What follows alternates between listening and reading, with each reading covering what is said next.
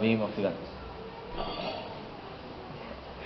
Juan 12, del 20 al 26. Todos los días leo el capítulo en el cual estamos en Juan, oro a Dios y lo leo. E inicialmente dije, aquí salen cuatro buenas enseñanzas. Y después dije, no, aquí salen más y más y más. Cada vez que lo lees es una bendición la palabra del Señor, de verdad. Dije, ya nada más nos quedan otras dos. Y en la semana volví a releer el capítulo y dije, no, de aquí salen todavía otras 3 o 4 enseñanzas más. ¿Llevamos prisa? No llevamos prisa. Qué bueno que ya he entendido eso. Dice la Biblia en Juan 12, del 20 al 26. Había ciertos griegos entre los que habían subido a adorar en la fiesta. ¿Qué fiesta era? ¿Sí se acuerda? La Pascua, la última Pascua del ministerio terrenal de nuestro Señor Jesucristo. Estaba a punto de ser crucificado. Y en esa fiesta subieron ciertos griegos a adorar. Estos griegos se acercaron a Felipe, que era de Betsaida de Galilea, y le rogaron, diciendo, Señor, quisiéramos ver a Jesús. Felipe fue y se lo dijo a Andrés. Entonces Andrés y Felipe se lo dijeron a Jesús. Jesús le respondió a la pregunta de los griegos, y ahorita vamos a ver. Ha llegado la hora para que el Hijo del Hombre sea glorificado. De verdad les digo, el doble amén, que si el grano de trigo no cae en la tierra y muere, queda solo. Pero si muere, lleva mucho fruto. El que ama su vida, la perderá. Y el que aborrece su vida en este mundo, para vida eterna la guardará. Si alguno me sirve, sígame, y donde yo estuviere, allí también estará mi servidor. Si alguno me sirviere, mi Padre le honrará. Quiero que cierre sus ojos para que nos concentremos un momento. Dispongamos nuestro corazón, cual Nicodemo, también cual Timoteo, cual los de Berea, pero sobre todo entendimos que Nicodemo era un hombre con un corazón dispuesto, que dijo, Señor, yo quiero aprender de ti, yo quiero conocerte. Así dile el día de hoy, Espíritu Santo, abre mi entendimiento, dame esa serenidad para aceptar tu palabra, dame esa templanza, dame ese entendimiento, Señor. Tu palabra se discierne espiritualmente, por lo tanto no podríamos hacer nada si tú no estuvieras presente, maravilloso Dios. Por eso, lejos de decretar, de establecer o de darte órdenes, humildemente te rogamos que la palabra baje a nuestro corazón y dé fruto al 100% en ser como Jesucristo. Ese es el todo de nuestras vidas, Señor, ser como Cristo. Enséñanos a ser como tú. Te lo rogamos siempre en el nombre de Jesús. Amén, Dios. Dios es bueno. ¿Cuántos dicen amén? La semana pasada nos dimos a la tarea de estudiar armónicamente el pasaje denominado la entrada triunfal en Jerusalén. Vimos el pasaje en el Evangelio de Juan, y aunque no fuimos directamente a las citas, porque de verdad nos hubiéramos tardado, si ya la vio en internet la enseñanza, eran hasta 3 o 4 citas por punto, y eran 14 puntos, entonces espero que las haya buscado y que se haya quitado esa duda. Si vienen los evangelios, sí vienen los 4 evangelios. Este hecho está narrado en los 4 evangelios, la entrada triunfal en Jerusalén. Los detalles, como lo vimos, varían de un evangelio a otro, de un relato a otro. Sin embargo, una vez que los unimos los 4, el resultado es maravilloso, porque nos dejan apreciar la gran armonía, por eso se llama armonía de los evangelios, la gran armonía que la palabra de Dios tiene en sí misma. El relato en su totalidad está formado por al menos 14 eventos. Tal vez tú puedas decir, de aquí saco 2, pero bueno, al menos son 14 eventos los que pudimos ver en todos los evangelios, que van desde poco antes de entrar, cuando Jesús manda a 2 de sus discípulos para que lleven el pollino que va a montar para hacer su entrada. Pasa por los cantos de aprobación del Mesías, el reproche que le hacen los fariseos porque la gente estaba citando el Salmo 118 en su honor. Vimos también que habla de cuando llega y comienza a sanar en los enfermos, y culmina con la desesperación de los fariseos más radicales, pues para ellos todo el mundo se va detrás de Jesús.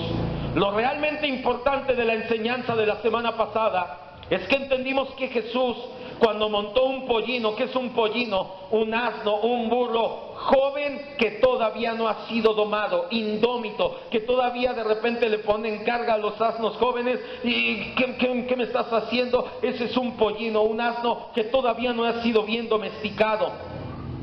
Eso fue lo importante, que cuando Jesús entró montado en este asno y entra a Jerusalén, estaba proclamando: sí soy el Mesías, pero no la clase de Mesías que las personas esperaban. ¿Qué Mesías esperaban las personas? El Mesías rey, el Mesías que derrocara a los romanos y que nos diera nuevamente la dinastía de David.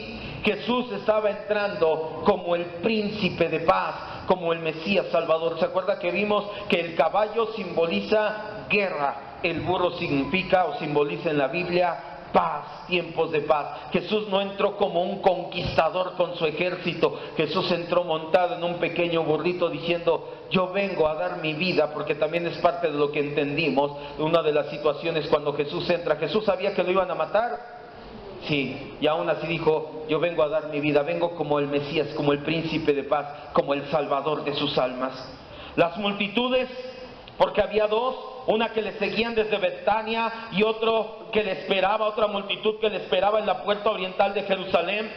Ambas multitudes estaban expectantes en gran manera. Se acercaba la Pascua. Y con la Pascua únicamente había pensamientos de liberación en la mente de los judíos. ¡Ay! Así como liberó cuando Moisés abrió el mar rojo y cayó el faraón y todos sus súbditos y los carros, y María se levantó a cantar, que así nos liberara el Señor, como lo hizo. Así debería de liberarnos de la opresión romana. Si a esto le sumamos el hecho de que el último milagro de Jesús fue una muestra irrefutable de su poderío. ¿Cuál fue su último milagro? Antes de esto, vaya, nada más fue levantar a Lázaro después de 4 días de muerto. ¿Y qué había en el pensamiento de los judíos? 1 día, 2 días, 3 días, el alma puede andar rondando, pero ya el 4.º día es imposible que alguien vuelva a la vida. ¿Y qué hizo Jesús? A propósito se esperó 4 días para mostrar su poderío. En la mente del judío promedio en ese tiempo en Jerusalén, tanto la multitud que venía como la que lo esperaba decía: este hombre tiene mucho carisma, tiene un poder impresionante, y se viene el tiempo de la Pascua, es nuestro libertador. Por eso lo recibían cantando: Hosana, bendito el que viene en el nombre del Señor. Pensaban con euforia que si Jesús tenía tanto poder, nada podría hacerle frente para que los liberara terrenalmente como ellos anhelaban. No es de sorprendernos el motivo por el cual Jesús hizo lloro. Uno de los relatos que no vienen aquí, viene en Lucas y que armoniza, es que Jesús poco antes de entrar, ¿qué hizo?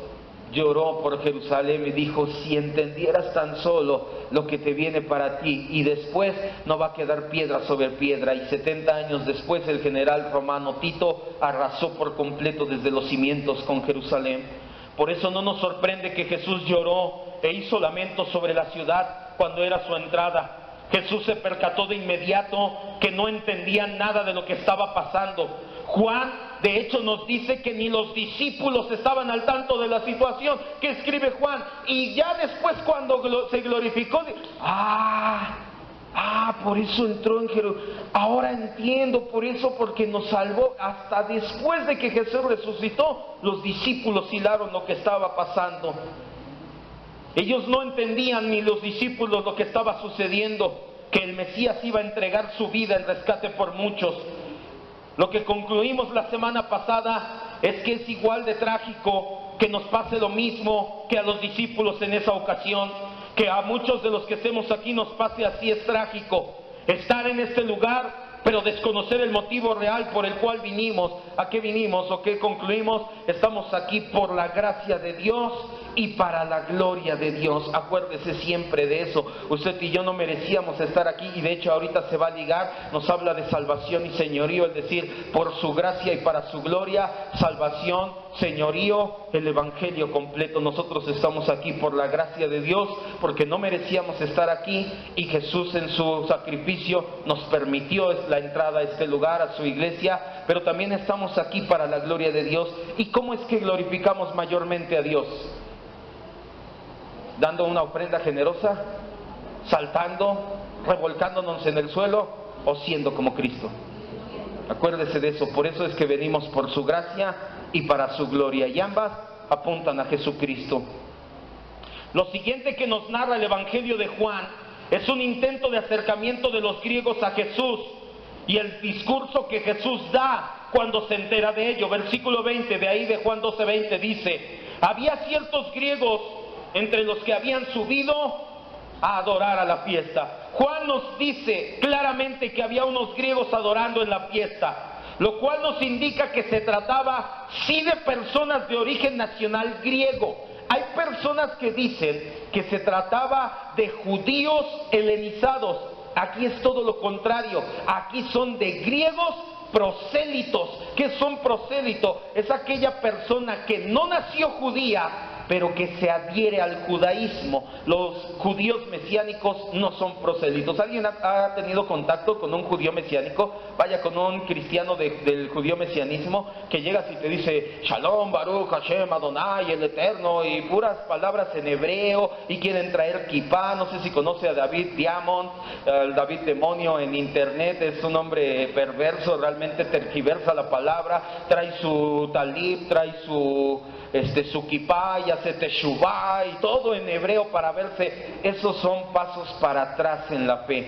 Si una persona verdaderamente se quiere adherir al judaísmo, para empezar, hoy en día, en ese entonces y hoy en día, tienes que ser aprobado por el concilio de Jerusalén en Jerusalén. Tienes que juntarte tu dinerito, y cuando la sinagoga de aquí te apruebe, tienes que ir allá para que en la sinagoga de allá te aprueben. Los hombres, obviamente, previa circuncisión. ¿Cuántos quieren ser judíos? Ahí sí ya no es tan fácil. Por eso los judíos mesiánicos, los llamados judíos mesiánicos que se creen cristianos y judíos, una mezcla bizarra, no entienden ni la O por redonda. Juan nos dice que había unos griegos que adoraron en la fiesta.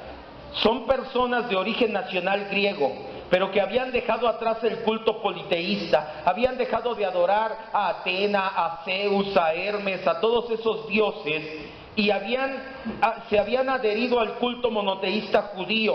La Biblia les llama prosélitos, y son aquellos que son judíos de religión, pero gentiles de nacionalidad. Así, por ejemplo, si aquí hubiera una persona que nació en México, de padres mexicanos, pero que se adhiere al judaísmo, ese es un prosélito, porque es de nacionalidad mexicana, pero de religión judía en todo su esplendor. Juan nos narra que estos gentiles que se adhirieron al judaísmo deseaban tener una entrevista personal con Jesús. Versículo 21 y 22. Dice: estos, hablando de los griegos, se acercaron a Felipe, que era de Betsaida, de Galilea, y le rogaron diciendo: Señor, quisiéramos ver a Jesús. Felipe fue y se lo hizo saber a Andrés. Entonces Andrés y Felipe se lo dijeron a Jesús. Estos griegos deseaban una entrevista con Jesús. No sorprende que vacilen en acercarse a Jesús directamente. A ellos no les resulta claro si Jesús los va a aceptar para conversar. Por eso van de inmediato con un intercesor, van de inmediato con alguien que pueda acercarse por medio de ellos y actúe de intermediario. Queremos que quede claro que el Felipe que habla aquí no es el diácono y evangelista de Hechos 8. ¿Ha leído Hechos 8 y Hechos 6? Donde dice que se juntaron unos diáconos que daban testimonio a Felipe, y ese Felipe en Hechos 8 dice que le predicó al eunuco etíope. No es ese Felipe. Estamos hablando de otro Felipe. Mucha atención. Este Felipe era Felipe el apóstol de Betsaida, la ciudad donde también eran Andrés y Pedro. ¿Por qué eligieron a Felipe? ¿Por qué Felipe se acercó con Andrés? ¿Acaso hablarían mejor griego que los demás? No lo creemos. ¿Fue una coincidencia que sus nombres fueran de origen griego? No lo creo. Lo más probable es que se acercaron a Felipe y Felipe con Andrés, porque los nombres Felipe y Andrés son de origen griego. Por ejemplo, el nombre de Pedro, de Simón, de Cefas es en arameo, son nombres Yeshua, Joshua, son nombres hebreos, pero Felipe y Andrés son nombres de ascendencia griega. ¿Qué significa? que sentían cierta afinidad. Imagínate que estás en un país extranjero, que estás en Alemania y todos se llaman Hans, Heisen, y Mario Gómez, porque hay un jugador en Alemania que se llama Mario Gómez. ¿Con quién te acercarías a preguntar dónde venden tacos? Con Mario Gómez. Y de todos modos te va a decir,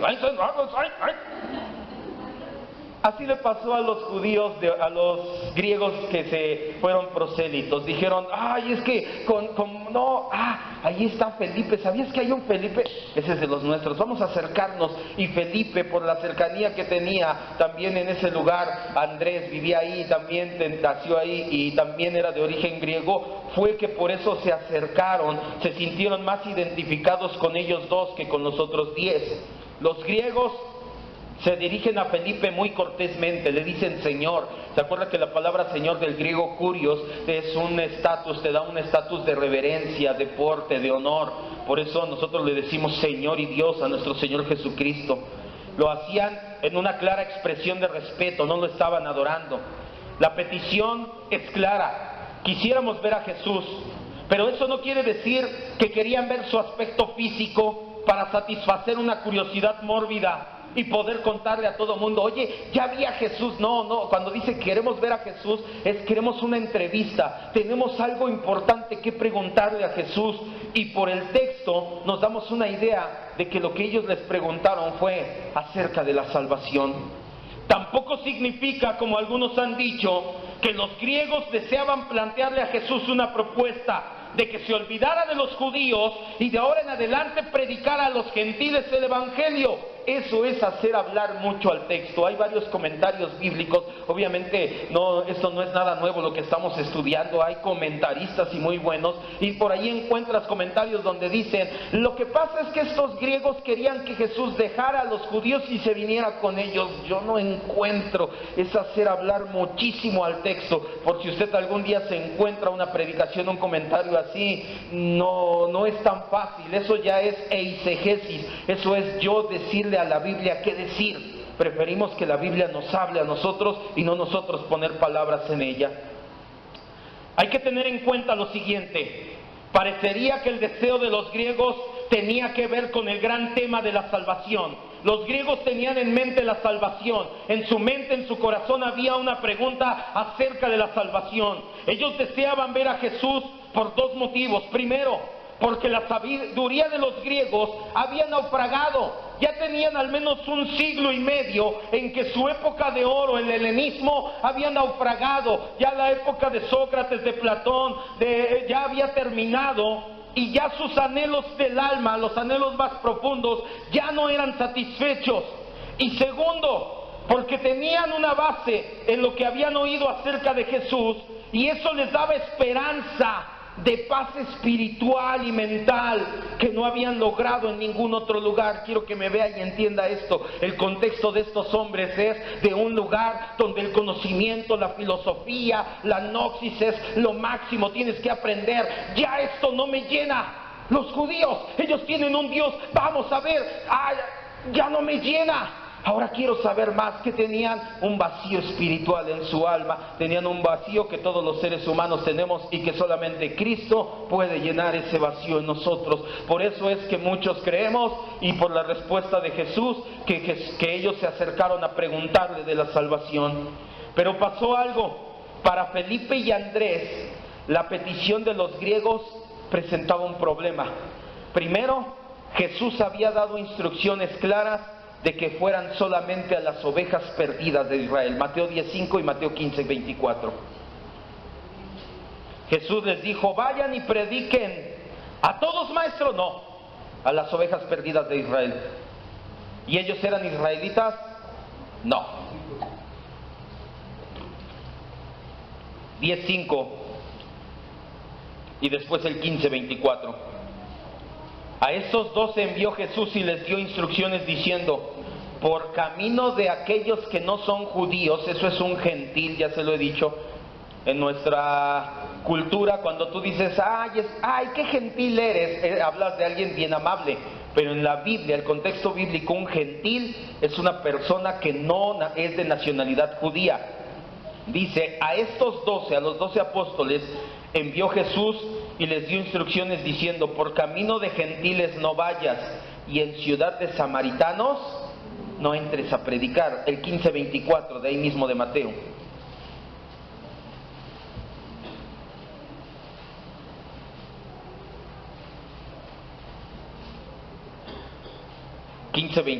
Dice, Jesús respondió y dijo, no soy enviado sino a las ovejas perdidas de la casa de Israel. Los 12 habían estado presentes cuando les dio estas instrucciones. En su mente tenían, oye, pero Jesús nos dio instrucciones de que no nos acercáramos a ellos. Y al mismo tiempo, también Jesús, y lo vimos en Juan 10, había dicho que tenía ovejas que no eran de ese redil. Ellos tenían en su mente, Andrés, sobre todo Felipe, decía, ¿qué estará pensando ahorita Jesús? ¿Que sí o que no? Si los llevo y me dice, ¿qué les dije a las ovejas perdidas de Israel nada más? Y si me dice que, y si no los llevo, y en ese momento me decía, pues sí, los hubieras traído, tenían ese conflicto. Y segundo, ojo, el primer conflicto que tenían era ¿qué pasaría si Jesús me los rechaza? El segundo, al conocer que la audiencia de los griegos estaban alrededor, no solamente griegos, sino audiencia judía, y que les podía dar audiencia, sí vengan, y estaban en el templo, eso muy posiblemente hubiera hecho que los judíos de nacimiento se prendieran. Oye, de hecho, estos prosélitos no entran ni al lugar santo, entran solamente al patio de los gentiles, a donde entran las mujeres, y los gentiles hasta ahí tienen permitido. Pero ya me circuncidé y guardo la ley, patio de los gentiles, nada más. Y si de repente Jesús se junta con los de origen griego y los junta en el patio de los gentiles y les empieza a predicar, y los judíos se prenden más. Entonces Felipe y Andrés tenían esto en mente y decían, ¡ay! ¿Qué hicieron? Fueron sabios y les dijeron, espérenme tantito, vamos tú y yo, Andrés, a preguntarle a solas a ver qué nos dice Jesús, porque si los llevamos y los rechaza o la gente se enoja, aquí va a arder Troya. Versículo 23 y 24, el problema era muy grande, regrese a Juan 12, para Felipe y para Andrés. Por lo tanto, para no ofender a los griegos, pero tampoco alentarlos, presentaron la petición a Jesús ellos solos. Versículo 23 y 24. Aquí damos por hecho que Felipe y Andrés ya le preguntaron, al menos Jesús, los griegos quieren verte. Aunque por el texto sabemos que hablaron de mucho más acerca de la salvación. Jesús les respondió diciendo, ha llegado la hora de que el Hijo del Hombre sea glorificado. De verdad les digo, que si el grano de trigo no cae en tierra y muere, queda solo. Pero si muere, lleva mucho fruto. Si nos damos cuenta, Jesús responde acerca de la salvación. Por eso es que pensamos que los griegos le mandaron preguntar, oye, dile a Jesús, ¿qué necesito para ser salvo? ¿Cómo es la salvación? ¿Qué me va a llenar verdaderamente en mi corazón? Jesús le responde a Andrés y a Felipe. Estos a su vez podían llevar la respuesta a los griegos. Pero no perdamos de vista que tanto los griegos como muchos judíos estaban alrededor de Jesús cuando Jesús lanza estas palabras. En la petición de los griegos, Jesús vio su linaje, es decir, Jesús vio la posteridad espiritual abundante, pues aún antes de morir y resucitar, ya había personas de otras naciones acudiendo a Él. Esto fue prometido al Mesías como fruto de su sacrificio voluntario. Isaías 53:10, para que entienda lo que le acabo de decir. Vaya, Isaías 53:10. En Isaías 53:10, la Biblia nos habla de que el fruto de la aflicción del Mesías será que verá linaje, que mucha gente vamos a ser hijos e hijas espirituales de Dios. Y Jesús vio por adelantado ese fruto. No solamente los judíos de mi nación, vaya, sino hasta allá vienen griegos a querer escuchar esta palabra de salvación que yo traigo. Jesús ya estaba viendo el fruto de su linaje. Isaías 53:10 dice, con todo eso, si tú lees, es eso, que lo fueron a azotar, que le arrancaron la barba, que le mecieron los cabellos, que le escupieron. Es todo eso lo que dice ahí del versículo 1 al 9, que fue angustiado, afligido y nunca abrió su boca. Con todo eso, el Señor quiso quebrantarlo y lo sujetó a padecimiento. Cuando haya puesto su vida en expiación por el pecado, ¿verá qué? Linaje. Una vez que Él haya puesto su vida, va a ver que va a tener descendencia, que va a tener fruto. Dice, verá linaje, vivirá por largos días y la voluntad del Señor será prosperada en su mano. ¿Cuál es la voluntad del Señor? Que seamos salvos. Aparte de su sacrificio voluntario de Jesús nada podía hacer por estos griegos. Si lo que buscaban era conocimiento los griegos, o una nueva filosofía, o las respuestas a la existencia humana, entonces la respuesta del Señor no debió dejarlos muy satisfechos, al menos no en ese momento. Jesús de inmediato comienza a hablar de su muerte. Él dice, ha llegado la hora de que el Hijo del Hombre sea glorificado. Si recordamos bien, en más de una ocasión Jesús mismo dijo, ¿mi hora qué? No ha llegado. ¿Qué pasa cuando le dice su madre, Jesús, ahí tienes, ya no hay vino? ¿Tienes conmigo, madre? Mi hora no ha llegado. No ha llegado el tiempo de que muera todavía. Pero ¿qué dice ahora Jesús? Mi hora, ahora sí ya llegó. Ya llegó el tiempo. Estoy por cumplirse. ¿Estamos a cuántos? A 5 días de la Pascua. Está por cumplirse. Ahora sí ha llegado mi hora. En esta ocasión fue todo lo contrario. Él sabía perfectamente que el tiempo había venido, que el tiempo perfecto para cumplir su misión había llegado. Tenemos que aclarar que cuando dice hora, el término mi hora ha llegado no debe de tomarse de forma natural o literal, como si se refiriera exactamente a 60 minutos. Y mi hora ha llegado, pasaron 60 minutos y no pasó nada. No es para tomarlo de forma literal.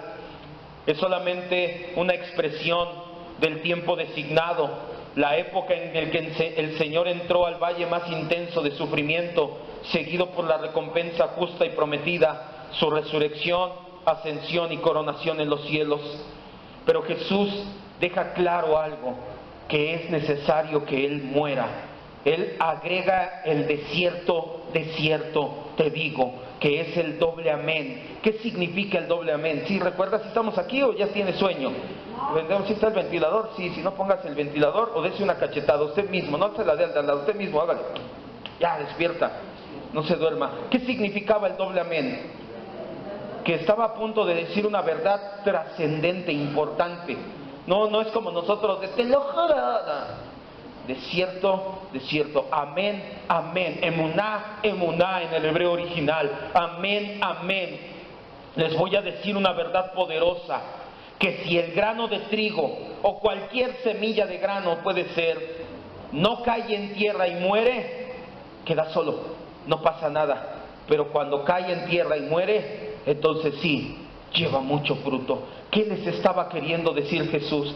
Jesús estaba diciéndoles que si no es en la cruz del Calvario, no hay cosecha espiritual. Jesús estaba siendo específico. Jesús estaba diciendo claramente, sin mi sacrificio en la cruz no van a tener nada. No hay manera de entrar al cielo, no hay forma de ser restituido a la gloria de Dios.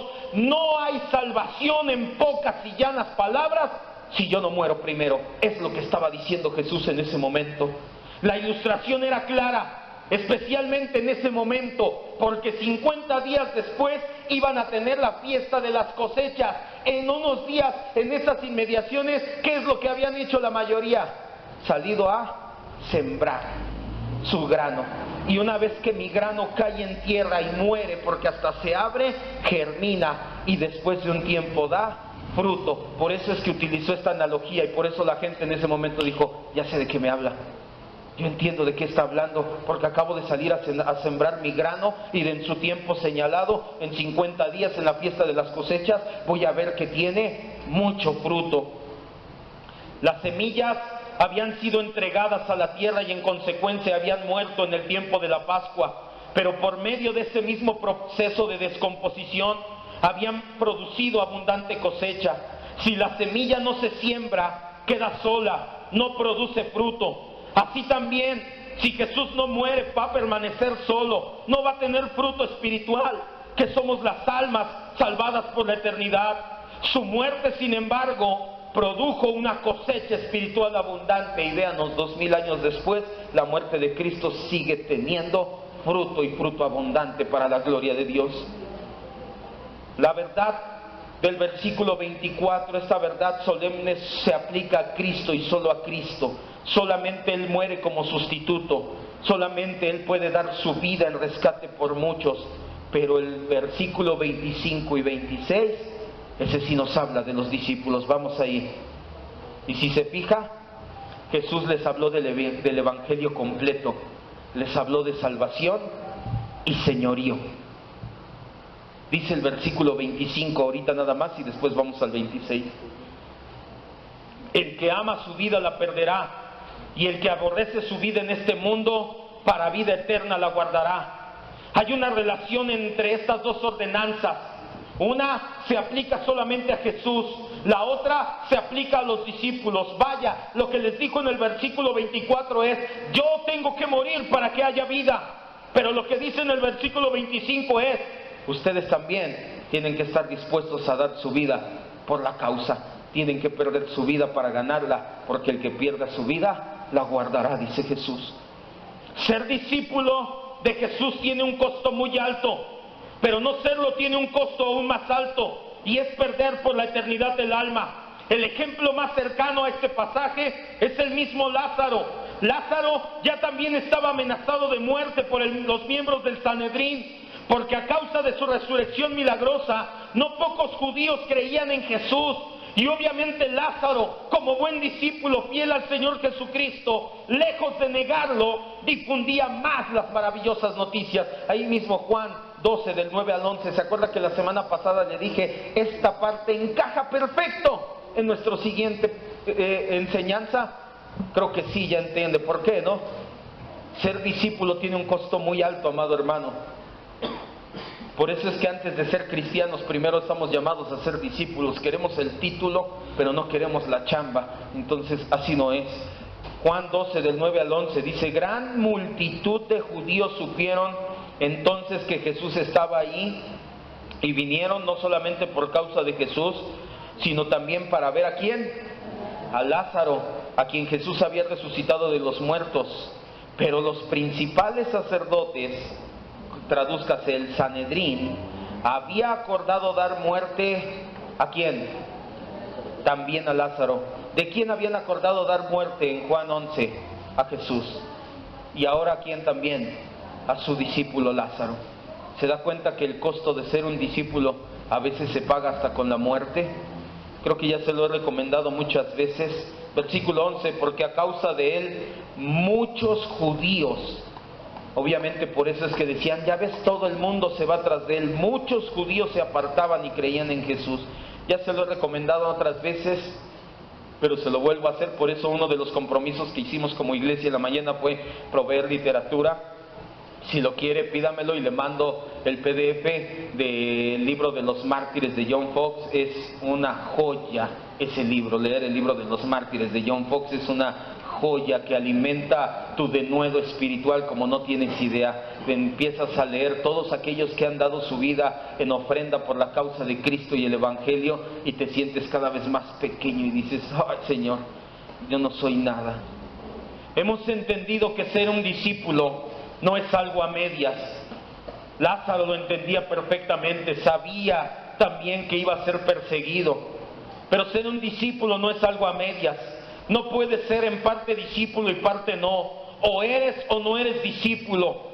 No es algo de medio tiempo, mucho menos de fines de semana. Yo soy discípulo los domingos, los demás días de la semana pues soy otra persona, actúo diferente. Ser discípulo no es así. Ser discípulo no acepta competencia de ningún modo. Dice Jesús, sirve nada más a un Señor, porque si sirves a dos, vas a quedar mal con uno. No acepta competencia. O tu Señor es Cristo, o mejor búscate otro Señor, porque vas a quedar mal con uno de los dos. Ser discípulo es lo más maravilloso que te puede pasar y no tiene comparación alguna con nada más.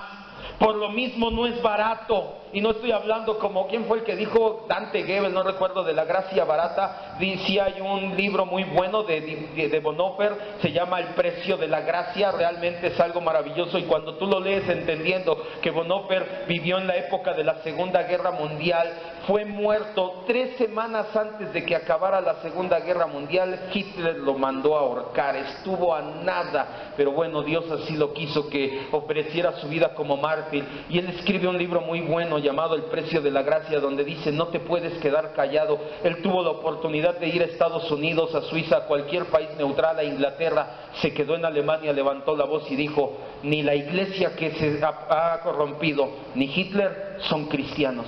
¿Qué hizo la SS? Cárcel. Y después de un tiempo, muerte.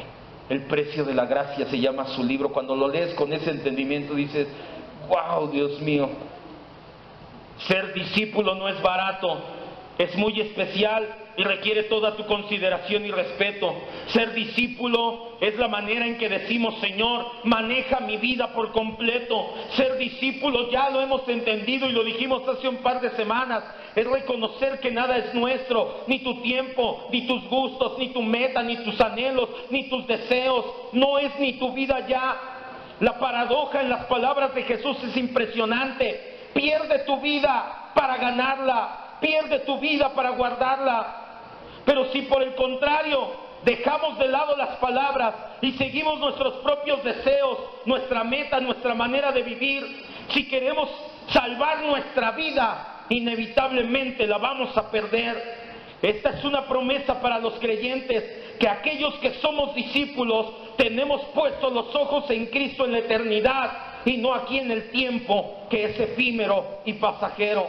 La respuesta del Señor Jesús a la pregunta de Felipe y Andrés acerca de si podía atender a los griegos, incluyó el mensaje completo del Evangelio. Primero les habló de la necesidad de su muerte para tener una salvación, un fruto de salvación. Pero después Jesús les habla del señorío, del costo del verdadero discipulado. La parte de la salvación todo mundo la desea, pero cuando llega la parte del discipulado, de ser enseñable y corregible, de ser una persona que refleje a Cristo, cueste lo que cueste, que en medio de cada situación dé evidencia de que ha sido comprado y que su vida no le pertenece más a él mismo, sino que su vida le pertenece a Cristo, esa parte ya no todos la desean. Algo que tal vez no acabamos de entender es que el verdadero cristiano, por definición, está llamado a ser una contracultura. Y siempre ha sido así, históricamente hablando. El verdadero seguidor de Cristo va en contracultura. ¿Qué es la contracultura? Es el movimiento que se opone a los valores ideológicos, culturales, educacionales, etcétera, que establece la sociedad. Y que en este caso, escucha bien, no se trata de que los cristianos vamos en contra de todo. Es que si entonces yo soy de contracultura, uy pastor, yo para eso soy bien bueno, yo soy bien Contreras, si dicen blanco pido negro, si dicen arriba yo pido abajo. No se trata de que vas en contra de todo, en el trabajo, en la escuela, que eres Contreras. Se trata de que cuando algo atenta contra el carácter justo y santo de Dios, el cristiano dice, voy a la contra. Pero todos vienen para acá, pues yo camino para allá. Porque si para allá es ofender a Dios, yo camino para allá. Eso es la contracultura en un cristiano. No se trata de que siempre lleves la contra en todo, sino que somos una contracultura porque no nos adaptamos, no aceptamos, no consecuentamos nada que vaya en contra del carácter justo y santo de nuestro Dios. Ejemplos hay muchos. Si la cultura actual promueve y apoya abiertamente el homosexualismo, nosotros entonces somos contracultura, al igual que todos los demás son pecadores, pero no te consecuentamos ni el adulterio, ni el homosexualismo, ni ningún pecado. Pero la cultura actual habla de identidad de género, hasta de lenguaje inclusive. Todes y todes aquí les ames. Si quieres ser incluyente, aprende lenguaje de señas, aprende braille, eso sí es ser incluyente. Pero es que la ideología de género, déjelo que decida cuando sea grande. ¿Sabes qué va a decidir? Va a decidir mal. Si la ideología de género la promueve la cultura actual, entonces nosotros somos contracultura. El libertinaje sexual, no, pues es que debes de probar en muchos lugares antes de casarte con una... No, eso lo dice el libertinaje sexual. Nosotros creemos que la unión es una vez y para siempre con la persona que estás, es para toda la vida. El aborto, tenga mucho cuidado, ya llegó a México, lamentablemente se gestó en la UNAM, el CCH Sur ya tiene un grupo. ¿Ha visto las féminas con pañuelo verde? Utilizan un pañuelo verde como símbolo de pro aborto, de es mi cuerpo, es mi derecho, quiero el derecho y que el Estado me pague y me legalice el aborto. Esto está pasando mucho en Argentina, se está dando el debate en el Senado, quieren despenalizar el aborto en todo el país, pero ya está teniendo estragos en toda Latinoamérica, y aquí en México, en el CCH Sur, ya empezaron unas niñas, le digo yo a mi esposa, muchas de estas niñas no saben ni qué hablan, no saben nada. El día de mañana que se les pase la estupidez, porque es estupidez lo que tienen, y quieran tener hijos después de 1 o 2 abortos, que su matriz ya no pueda, se van a dar de topes contra la pared. Pero todos hablan de aborto, pero Dios dice no asesinarás, vas en contra del aborto. No le voy a decir nada, es su cuerpo, pero está atentando contra el carácter justo y santo de Dios. Al menos dile, si lo haces, estás asesinando a un niño inocente. La diversión desenfrenada y dañina, vamos a tomar y a ponernos y a drogarnos, vamos en la contra. En nuestro país, que se da tanto la corrupción, ándale, el que no tranza no avanza, y que aquí es la ley de Herodes, y aquí pues todos hacen eso, pero va en contra del carácter justo y santo de Dios. Voy en la contra. La idolatría, el machismo, lo que tú quieras que vaya en contra del carácter justo y santo de Dios expresado en la Escritura, entonces el cristiano va a la contra. Isaías 5:20, no vayas, dice, hay de aquellos a los que lo bueno le llaman malo y a lo malo le llaman bueno, porque ¿sabes cómo te disfrazan todo esto? Como bueno. Todos abortan, todos tienen derecho a ser felices. Ahorita con esto que pasó de Mauricio Clark, yo no quiero que sea, no sé si ha escuchado de este hombre, lo han atacado mucho.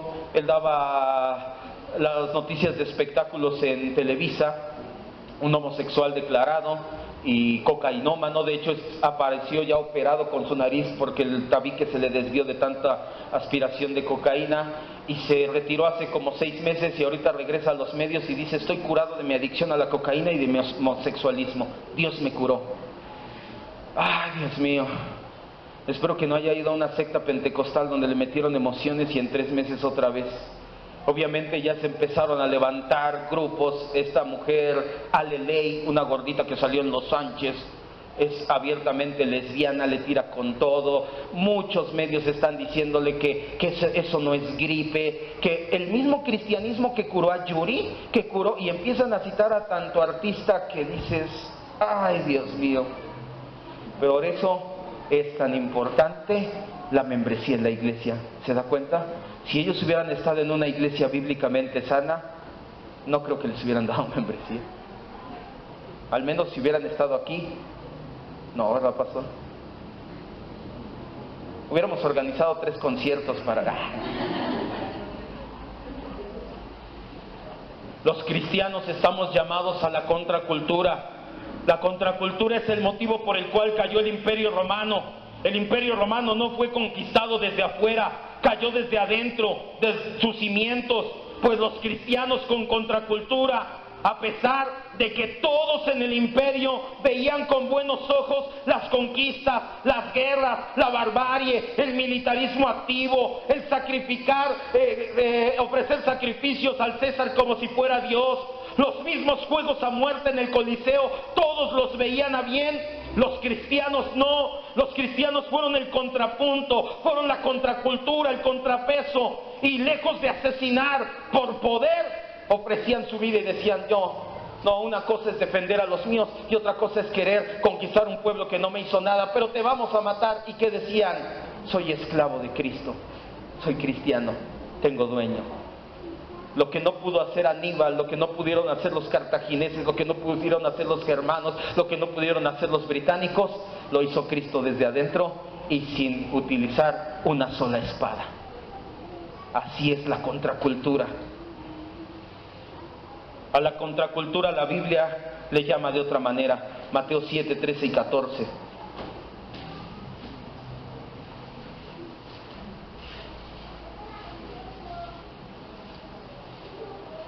Pero todos alburean en mi trabajo. ¿Tú eres todos? Pero todos roban. Pues sí, porque no son hijos de Dios. Y si les muestras un mejor camino. Pero me van a tener de aburrido y tonto. ¿Y?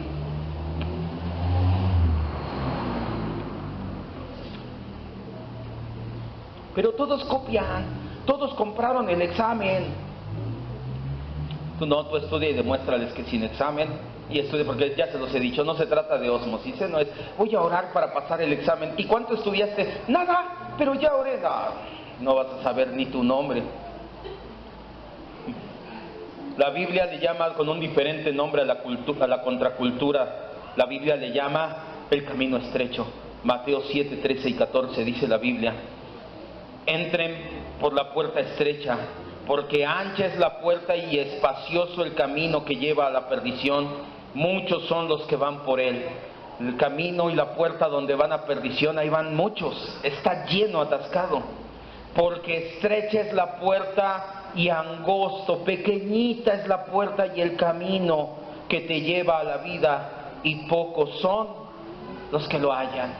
Y si tú lees más adelante en el versículo 23 y 24, que fue hace rato que leímos, Jesús les dice: los que oyen mi palabra y la hacen, esos son los que ponen su casa sobre la roca. Aquellos que escuchamos que caminemos en contracultura, que vayamos por el camino estrecho, pero no solamente lo tienes que escuchar, saliendo de aquí tienes que hacerlo.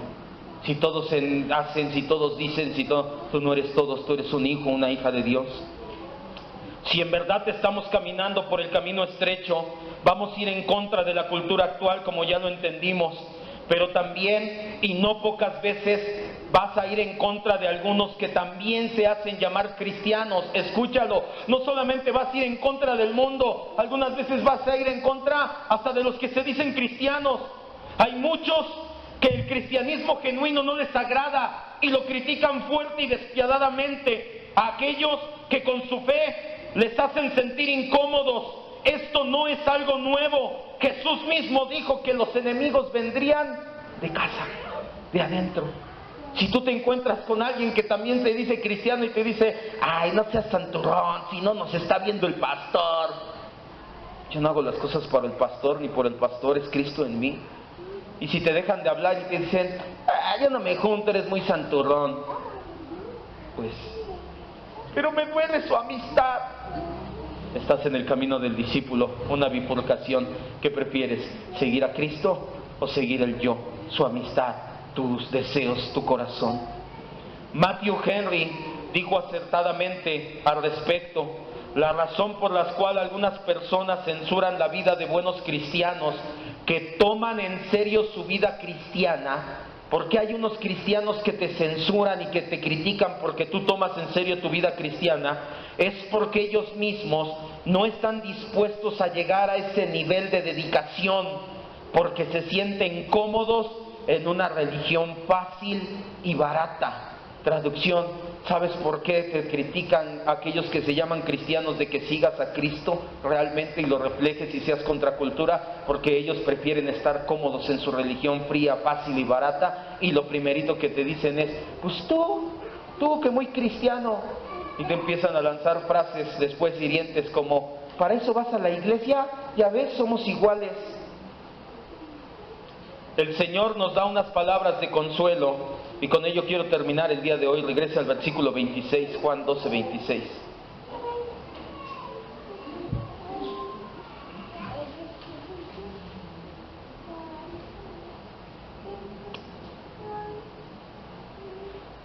Si alguno me sirve, sígame, y donde yo estuviere, allí también estará mi servidor. Si alguno me sirviere, mi Padre le honrará. El Señor nos da una promesa doble a los discípulos, que le honramos con nuestras vidas en servicio, en nuestros corazones entregados. La promesa es doble. Primera, nos dice que habrá gozo. Donde yo estuviere, allí estará mi servidor. Habla sin duda del paraíso, que como ya lo hemos entendido en otras ocasiones, no es otro lugar que el trono de Dios ubicado en el tercer cielo. Vaya, Jesús está diciendo, tienes mi salvación, se nota mi señorío, tú conmigo vas a estar en el cielo, no te preocupes, tienes un pago, tú estás seguro en el cielo. El Señor Jesús, en su infinito e incondicional amor, tenía suficiente recompensa por sus sufrimientos venideros, estar con los suyos por la eternidad. Vamos a una última cita, Hebreos 12:2. Esta cita me encanta, me fascina, Hebreos 12:2, la segunda parte del versículo. Porque sabe que cuando Cristo estuvo clavado en la cruz, lo sostuvo su amor incondicional por nosotros. Él ahí colgando en la cruz dijo, vale la pena, los amo. Ellos no son nada, no se crea, no es por nosotros, no se vuelva egocéntrico y diga, es que sí, yo valía la pena. Ese egocentrismo de si hubiera sido el único pecador, Jesús hubiera muerto por ti, es basura sentimental. Lo que sí es bíblico es que cuando Jesús estuvo colgado en la cruz, vio a cada uno de nosotros sus elegidos y dijo, vale la pena mi sufrimiento, los amo tanto que quiero estar con ellos. Hebreos 12:2 dice, puestos los ojos en Jesús, el autor y consumador de la fe, el cual por el gozo puesto delante de él, ¿qué gozo tenía delante de él?